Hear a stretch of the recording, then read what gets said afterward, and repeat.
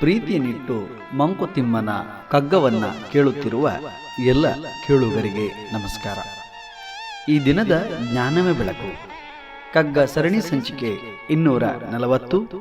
ನಾನು ನಿಮ್ಮೊಂದಿಗೆ ಕರುಣಾಕರ ಬಳಕೋರು. ಕಗ್ಗ ಗಾಯನಕ್ಕೆ ಧ್ವನಿಯಾಗಿದ್ದಾರೆ ವಿದ್ವಾನ್ ಸುರೇಶ್ ರಾವತ್ ಅವರು. ಬನ್ನಿ ಕೇಳುಗರೆ, ಈ ದಿನ ಕಗ್ಗ ಮಾಲಿಕೆಯಲ್ಲಿ ಮಾನ್ಯ ಡಿವಿಜಿ ಅವರ ಕಗ್ಗವನ್ನು ಕೇಳಿ ಬರೋಣ. ಹಳೆ ಸೂರ್ಯ, ಹಳೆ ಚಂದ್ರ, ಹಳೆ ಭೂಮಿ, ಹಳೆ ನೀರು, ಹಳೆ ಹಿಮಾಚಲ ಗಂಗೆ, ಹಳೆ ವಂಶ ಚರಿತೆ, ಹಳೆಯ ಬಿವು ನೀರಿದರೊಳಾವುದನು ಕಳೆದೀಯೋ, ಹಳದು ಹೊಸ ತೊರಳಿರದೆ ಮಂಕುತಿಮ್ಮ,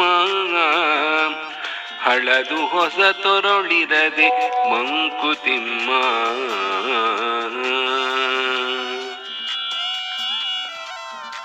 ಬಂಧುಗಳೇ, ಸರ್ವರಿಗೂ ಕ್ರಿಸ್ಮಸ್ ಹಬ್ಬದ ಶುಭಾಶಯಗಳು.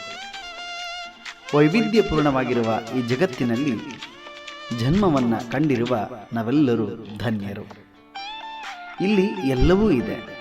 ಬದುಕನ್ನು ಕಟ್ಟಿಕೊಳ್ಳಲು ಎಲ್ಲವೂ ಕೂಡ ಪೂರಕವಾದಂಥ ವ್ಯವಸ್ಥೆ ಇದೆ. ಇಲ್ಲಿರುವ ಸೂರ್ಯ, ಚಂದ್ರ, ನೀರು, ಭೂಮಿ, ಹಿಮಾಲಯ ಪರ್ವತ, ಗಂಗಾ ನದಿ, ಹೀಗೆ ನಮ್ಮ ವಂಶ ಪರಂಪರೆಯ ಚರಿತ್ರೆಯೂ ಸೇರಿದಂತೆ ಪುರಾತನವಾಗಿರುವಾಗ, ಅಂದರೆ ಹಳೆಯದಾಗಿರುವಾಗ, ನೀನು ಇದರಲ್ಲಿ ಯಾವುದನ್ನು ಬಿಟ್ಟು ಇರುತ್ತೀ? ಹಳೆಯದು ಹೊಸತರಲ್ಲಿ ಇರುವುದಿಲ್ಲವೇ ಎಂಬ ಪ್ರಶ್ನೆಯನ್ನು ಮಾನ್ಯ ಡಿವಿಜಿಯವರು ಈ ಕಗ್ಗದ ಮೂಲಕ ಪ್ರಸ್ತಾಪಿಸುತ್ತಾರೆ. ಪ್ರಕೃತಿಯಲ್ಲಿ ಕಾಣುವಂತಹ ಇರುವ 106 ಸುವಸ್ತುಗಳು ಹೀಗೇ ಇರುತ್ತವೆ ಮತ್ತು ಅವುಗಳು ಮುಂದುವರಿಕೆಯ ಭಾಗವಾಗಿ ಮುಂದಿನ ಕಾಲಕ್ಕೂ ಕೂಡ ನಮ್ಮೊಂದಿಗೆ ಇರುತ್ತವೆ. ಹಾಗಾಗಿ ಇಲ್ಲಿರುವ ಹಳೆಯದು ಮತ್ತು ಹೊಸತುಗಳ ನಡುವೆ ಬದುಕನ್ನು ಕಟ್ಟಿಕೊಳ್ಳಲು ಸಾಧ್ಯವಿಲ್ಲವೇ? ಪ್ರಾಚೀನ ಕಾಲದ ತತ್ವ ಸಿದ್ಧಾಂತಗಳಿರಬಹುದು, ಮೌಲ್ಯಗಳಿರಬಹುದು, ಪರಂಪರೆ, ಸಂಸ್ಕೃತಿ, ಜೀವನ ಶೈಲಿ, ಹೀಗೆ ಇವೆಲ್ಲವೂ ಕೂಡ ನಮ್ಮ ಹೊಸ ಬದುಕಿಗೆ ತಳಹದಿಯಾಗಿದೆ.